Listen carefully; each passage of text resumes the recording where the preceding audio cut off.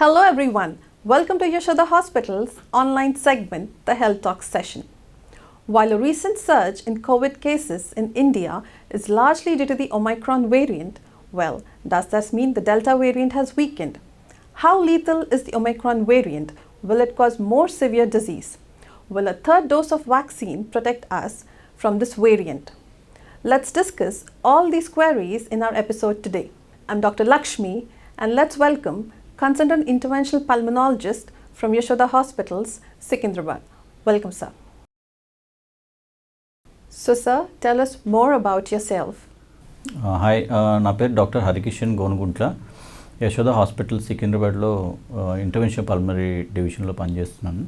So, sir, it looks like we are at the beginning of the third wave. So, what was your experience in second wave like, and what measures are you going to take in this wave? Already third wave start అయినట్టుగానే కనిపిస్తోంది. Last year we had very good experience in terms of clinical knowledge అండి with this covid. More than 20,000 patients we have treated Yashoda hospitals altogether. ఇందులో we mainly ఎక్కువగా ICU పేషెంట్స్ని treat చేసాం last year, and we were running around 150 beds of ICU throughout the second wave. It was a very memorable experience for me, especially saving a lot of patients, ఈ ICU patients, చాలా sick పేషెంట్స్ని treat చేసి వాళ్ళకి recovery అయినందుకు. Third wave ఇప్పుడు cases చాలా మైల్డ్గా ఉన్నాయి కానీ but still as the numbers are going high, మేము ఎక్కువ సీరియస్ కేసెస్ వస్తాయని ప్రిపేర్డ్గా ఉన్నాము. Like treatment some differences are there in between the second and third wave. So కొన్ని న్యూ మాలిక్యూల్స్ వచ్చాయి. So we will discuss all those things in the coming 15-20 minutes. So, sir, you've just mentioned that the Omicron variant looks like it's going to be mild. So, why do you think we have to be extra cautious, and what's so different about this variant in particular?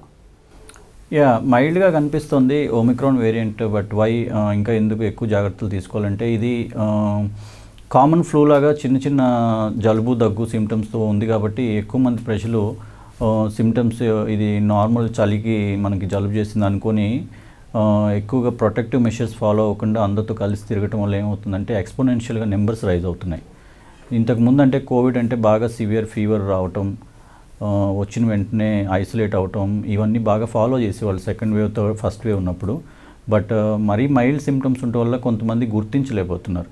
CDC recommendations కూడా చూసినట్టయితే isolation పీరియడ్స్ని 5 daysకి ఎందుకు తగ్గించారు అంటే ఈ infectivity period అనేది initial stages of viral illness, అంటే first 0 to 2 daysలో ఎక్కువగా వేరే వాళ్ళకి స్ప్రెడ్ అయ్యే అవకాశం ఉంది. బట్ ఆ పీరియడ్లో మనం ఇది కోవిడ్ అని కనుక గుర్తించకపోతే, ఇది ఒమిక్రాన్ వేరియంట్ అని గుర్తించకపోతే ఇన్ఫెక్టివిటీ రేట్స్ అంటే స్ప్రెడ్ కూడా ఒక పేషెంట్ నుంచి ఇంకో పేషెంట్కి చాలా ఎక్కువగా అవుతుంది. ఒమిక్రాన్ అంటే R0 కూడా ఎక్కువగా ఉంది కాబట్టి ఎక్కువ పేషెంట్స్కి ఇది ఇన్ఫెక్ట్ అయ్యేలాగా కనిపిస్తుంది. అందుకని ఎక్కువ జాగ్రత్తలు తీసుకోవాల్సి ఉంటుంది. మీకు కనుక చిన్న జలుబు దగ్గు ఏదైనా వచ్చినా కానీ అది ఏదో చిన్న మనకి గాలి సోకి ఇట్లా వచ్చింది అనుకోకుండా ఇది ఒమిక్రాన్ అన్న అనుమానంతో ఉండి డాక్టర్ని సంప్రదించి PCR టెస్ట్, హోమ్ టెస్ట్ అయినా కానీ చేయించుకొని అది ఒమిక్రాన్ కాదా అని నిర్ధారించుకోవాల్సి వస్తుంది. So, talking about the treatment part, will the treatment vary for this variant, or would it be the same what we have treated the patients in the second wave? Treatment variations కొంత వచ్చాయండి, ఎందుకంటే lot of mutations ఉన్నాయి ఇప్పుడు ఈ spike protein మీద ఈ Omicron వేరియంట్తో. So ఇంతకుముందు మనకి సెకండ్ వేవ్లో చూసినట్టయితే వెరీ మైల్డ్ సిమ్టమ్స్ ఉన్న పేషెంట్స్ ఎవరైతే రిస్క్ కేటగిరీలో ఉన్నారో వాళ్ళకి మనం కాక్టైల్ మెడికేషన్స్ ద్వారా వాళ్ళ సిమ్టమ్స్ని వాళ్ళు సిక్ అయ్యేదాన్ని మనం తగ్గించగలిగాము. బట్ కరెంట్ ఎవిడెన్స్ ప్రకారం ఏంటంటే ఈ ఒమిక్రాన్ వేరియంట్లో ఉన్న స్పైక్ మ్యూటేషన్స్ మన కాక్టైల్ మెడిసిన్స్కి ద్వారా అందబడే ఈ న్యూట్రలైజింగ్ యాంటీబాడీస్ని ఎస్కేప్ అవుతాయి. సో ఈ కాక్టైల్ యాంటీబాడీ మెడికేషన్స్ కూడా కొన్ని చేంజెస్ వచ్చాయి. ఇంతకుముందు మనం ఇచ్చే కాక్టైల్ కాకుండా సోట్రిమేబ్ అనే కొత్త యాంటీబాడీ అయితే దీనికి కొంత ఎఫెక్టివ్గా ఉన్నట్టుగా మనకి క్లినికల్ స్టడీస్ అవి చెప్తున్నాయి. బట్ కరెంట్గా ఇండియాలో అయితే అవైలబిలిటీ ఉన్న కాక్టైల్ యాంటీబాడీస్ డెఫినెట్గా ఒమిక్రాన్కి పెద్దగా ఎఫెక్ట్ చూపించమనేది రీసెర్చ్లో తెలుస్తోంది. So, a cocktail shot anedi, do we give it to every patient who comes to the hospital, or are there any particular indications? జనరల్గా కాక్టైల్ అనేది ఒక type of passive vaccination type యాంటీబాడీస్ని produce చేస్తాం మనం ఈ బయట నుంచి ఇచ్చిన కాక్టైల్ ద్వారా. ఎవరైతే పేషెంట్స్ వ్యాక్సిన్ వేయించుకోకుండా వాళ్ళకి యాంటీబాడీస్ లేవో వాళ్ళలో ఎక్కువగా ఈ కాక్టైల్ ఇంజెక్షన్స్ పనిచేస్తాయండి. ఈ ఓమిక్రాన్ వేరియంట్లో ఏంటంటే ఈ కాక్టైల్స్ పెద్దగా పనిచేయవని తెలుస్తోంది. సో అందరికీ కాక్టైల్ ఇవ్వాల్సిన అవసరం కూడా లేదు. అందరు ప్యానిక్ అయిపోయి కోవిడ్ రాగానే వచ్చి యాంటీబాడీ కాక్టైల్ ఇంజెక్షన్స్ ఎక్కించుకోవాలి అట్లా చేయాల్సిన అవసరం లేదు. రెండోది వేరియంట్ డిఫరెన్షియేషన్, ఇది కోవిడ్లో ఒమిక్రాన్ వేరియంటా డెల్టా వేరియంటా అనే ప్రతి పేషెంట్కి మనం ఇమీడియట్గా రిజల్ట్స్ కూడా చూపించలేం. సో ఆ టైం పీరియడ్ వరకు సిమ్టమ్ డ్యూరేషన్ బట్టి డాక్టర్ని సంప్రదించి కాక్టైల్ అవసరమా లేదా అనేది మీరు డాక్టర్ సలహా మేరకే తీసుకోవాల్సి ఉంటుంది. ఊరికే ప్యానిక్ అయిపోయి అందరూ కాక్టైల్ ఇంజెక్షన్స్ చేయించుకోవాల్సిన అవసరం కూడా కనిపించట్లేదు. ఇంకొకటి ఏంటంటే ఎక్కువగా అందరూ already most of us are vaccinated with dual doses. So already neutralising antibodies మనకి కొంత ఇన్ఫెక్షన్ ద్వారా కూడా వచ్చి ఉంటాయి, లేకపోతే కొంతమందికి హూ ఆర్ ఇన్ఫెక్టెడ్ ప్రీవియస్ వేవ్స్లో ఎవరైతే వ్యాక్సిన్ వేసుకున్నారో వాళ్ళకు కూడా యాంటీబాడీస్ వస్తాయి. సో ఈ రెండింటి కాంబినేషన్లో మళ్ళీ మనం ఇంకొక కాక్టైల్ యాంటీబాడీ ఇచ్చి ఎంతవరకు మనం పేషెంట్ సేవ్ చేయగలం అనేది స్టిల్ క్వశ్చన్ మార్క్. అందుకని డాక్టర్ పర్యవేక్షణలో మాత్రమే ఈ న్యూట్రలైజింగ్ యాంటీబాడీస్ ఇంజెక్షన్స్ చేయించుకోవటం better. So sir, talking about vaccination, do you think a booster dose will offer us greater immunity compared to the regular 2 doses? ఈ ఓమిక్రాన్కి జనరల్గా ఈ యాంటీబాడీ ఎస్కేప్ మెకానిజమ్స్ ఇవి చెప్తున్నారు. బట్ వాట్ హ్యాపెన్స్ ఈజ్ ఈ T cell response అనేది డెఫినెట్గా preserve అయ్యే ఉంటుంది. బూస్టర్ డోసు తీసుకున్న పేషెంట్స్ సిక్ అవ్వకుండా అయితే డెఫినెట్గా అంటే డెత్ ప్రివెంట్ చేయడానికి హెల్ప్ అవుతుంది. బట్ ఒమిక్రాన్ వేరియంట్లో ఉన్న స్పెషాలిటీ ఏంటంటే మనం 2 డోసెస్ 3 డోసెస్ వ్యాక్సిన్ తీసుకున్నా కానీ స్టిల్ ఇన్ఫెక్షన్ వచ్చే ఛాన్సెస్ అయితే డెఫినెట్గా ఉన్నాయండి. మళ్ళీ మనం కోవిడ్ పాజిటివ్ అవ్వచ్చు even though we take COVID booster doses. But booster dose అనేది మనకి సిక్నెస్ నుంచి ప్రివెంట్ చేస్తుంది. అంటే మనం ఐసీయూకి వెళ్ళకుండా డెత్ అవ్వకుండా కోవిడ్ నుంచి అయితే మాత్రం మోర్ దెన్ 80% ప్రొటెక్షన్ అయితే ఇవ్వగలుగుతాం. So we spoke about the Delta variant and now the Omicron variant. But in the recent news, there is a new variant which is called as Deltacron. What do you have to say about this? This is not very scientifically proven topic. దీని గురించి మనం ఇప్పుడే మాట్లాడి ఊరికే అందరినీ panic చేయాల్సిన అవసరం అయితే ఏం లేదండి. అంటే జనరల్గా ఏమవుతుందంటే వైరస్ ఇప్పుడు అందరికీ ఒకే టైంలో వ్యాక్సినేషన్ ఇవ్వకపోవటం వల్ల ఏంటంటే కొన్ని virus try to sustain itself. ఆ సస్టైనింగ్ మెకానిజంలో ఏమవుతుందంటే ఒకరి నుంచి ఇంకొకరికి కొన్ని న్యూ మ్యూటేషన్స్ అది క్రియేట్ చేసుకొని పాస్ అవుట్ అని ట్రై చేస్తుంది. అట్లా పాస్ అయ్యే ప్రక్రియలో జనరల్గా ఇది వీక్ అయిపోతుంది virus. So what we are seeing now is we are moving from pandemic నుంచి ఎండమిక్ అవుతున్నాం అనే దానికి ఇండైరెక్ట్ ఎవిడెన్సెస్ ఇవన్నీ. సో మనం ఇప్పుడే కోవిడ్ డెల్టా ప్లస్ ఒమైక్రాన్ వచ్చేసింది అని చెప్పేసి మనం అంత ప్యానిక్ కొన్ని వేరియేషన్స్ అయితే డెఫినెట్గా వచ్చే అవకాశాలు ఉన్నాయి. But it depends on how fast we do vaccination, how fast everybody gets there immunity అనేది. సో అందరూ ఇమ్యూన్ పాపులేషన్ ఉన్నప్పుడు ఏంటంటే ఆటోమేటిక్గా వైరస్ వీక్ అయిపోయి అది అంతరించిపోతుంది. So doctor, according to the data, the Omicron variant is mild. But what is your clinical experience like? Do you see sick cases getting admitted into the ICU? ఈ వీక్లో మనకి బాగా ICU admissions కూడా పెరిగాయండి. Room admissions ICU admissions compare చేసినట్టయితే most of the patients ఎవరైతే ఐసీయూలో admit అయ్యారో వాళ్ళంతా ఎక్కువ elderly age group, more than 75 years అన్న అయి ఉన్నారు. వ్యాక్సిన్ వేయించుకున్న వాళ్ళు అయితే, రెండోది వ్యాక్సిన్ వేయించుకున్న వాళ్ళు కూడా ఎక్కువ మంది ఐసీయూలో ఉన్నారు. సో ఆ ప్రపోర్షన్ చూసినట్టయితే 95% అన్వ్యాక్సినేటెడ్ గ్రూప్సే ఐసీయూలోకి వెళ్తున్నారు. Only 5% of the vaccinated population వాళ్ళు కూడా ఏజ్ అబోవ్ 75 అట్లా కోమార్బిడ్ కండిషన్స్ ఉన్న వాళ్ళే ఐసీయూలో అడ్మిట్ అవుతున్నారు. సో ఇది ఇండైరెక్ట్గా ఏంటంటే మనకి వ్యాక్సిన్ వేయించుకోవడం ద్వారా అది ఒమిక్రాన్ అయినా డెల్టా వేరియంట్ అయినా మనం ఐసీయూకి వెళ్ళే ఛాన్సెస్ 94% తగ్గించే అవకాశం ఉంది. Well, I think that's rightly said. Vaccine is the only weapon to fight this war against COVID, and everyone should get vaccinated if you haven't.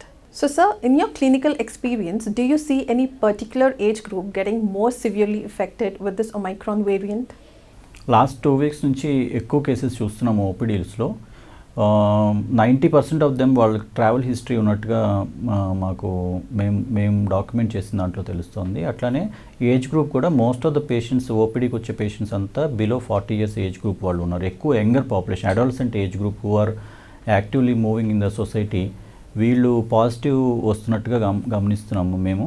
ఇంకొకటి ఏంటంటే అబ్జర్వ్ చేసింది, ఈ అడాలసెంట్ ఏజ్ గ్రూప్ ఎవరైతే పాజిటివ్ వస్తున్నారో వాళ్ళు పాజిటివ్ వచ్చిన ఒక 1 week తర్వాత వాళ్ళ ఫ్యామిలీస్ కూడా ఎక్కువ పాజిటివ్ వస్తున్నాయి. సో ఈ ఏజ్ గ్రూప్ కొంచెం లెస్సర్ ఏజ్ గ్రూప్ వాళ్ళని ఇనిషియల్గా ఈ వైరస్ అటాక్ చేస్తున్నట్టుగా డాక్యుమెంట్ అవుతుందండి. So, doctor, how do you think the third wave in India is going to be like, and what precautions one must take? Should we be alerted or alarmed? Third wave I think ఇప్పుడే start అవినట్టుగా ఉంది. So what we are expecting from medical community అంటే this might be a very rapid peak వెళ్తుంది. Like in another 20 days I think we will reach peak of infections. అక్కడ నుంచి డ్రాస్టిక్గా కూడా తగ్గుతుందని maybe my next 3 months we will see a plateau. So 3 monthsలో ఈ virus down అయిపోతుంది అనేది మేము అనుకుంటున్నది. But even the current trends are also showing the same pattern. So, sir, we know that you're interventional pulmonologist with vast experience.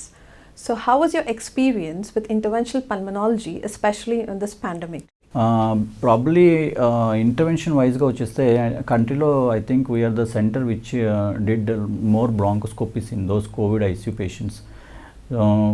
First నుంచి మనం first wave అయినా second wave అయినా ఐసీయూలో బ్రాంకోస్కోపీ అవసరమైనప్పుడు ఫియర్ లేకుండా using all the PP mask అవి వేసుకొని we have done and seen very good recoveries, especially those patients. ఎందుకంటే ఈ కోవిడ్లో ఐసీయూ మీదకి వెళ్ళిన పేషెంట్స్కి ఈ ఊపిరితిత్తుల గొట్టాల్లో బాగా ఈ మ్యూకస్ అది పెరిగిపోయి ఉంటుందండి. సో వాళ్ళకి రెగ్యులర్గా బ్రాంకోస్కోపీస్ అవి చేసి దాన్ని క్లియర్ చేయడం ద్వారా lot of patients we were able to save in the first and second wave. So బ్రాంకోస్కోపీకి కూడా చాలా ఇంపార్టెంట్ రోల్ ఉంది. Not only in therapeutic, very few cases where we had doubts అనమాట, ఇది కోవిడ్ లేకపోతే వేరే అదర్ న్యూమోనియా, అటువంటి patients కూడా మనం డయాగ్నోస్టిక్ బ్రాంకోస్కోపీస్ కూడా కొన్ని చాలా తక్కువ చేయటం జరిగింది. బట్ ఐసీయూలో మాత్రం డెఫినెట్గా bronchoscopy played a very important role in clearing secretions from all those sick patients who are like prone చేసిన పేషెంట్స్, ఎక్మో మీద ఉన్న పేషెంట్స్, వీళ్ళందరికీ bronchoscopy played a very important role in recovery మా ఎక్స్పీరియన్స్ ప్రకారం. So, sir, before ending this episode, what message or advice you would like to give to the public out there as far as third wave in India is concerned? My message would be this is a infection that most of us may not escape this time. అందరికీ వచ్చే అవకాశం డెఫినెట్గా ఉంది.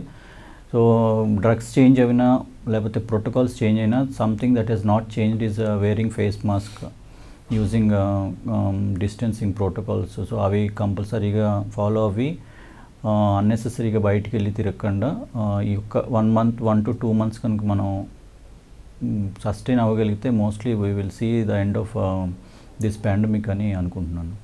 So this brings us to the end of this episode. Hope all your concerns and queries regarding Omicron variant answered. Do join us for the next week as well.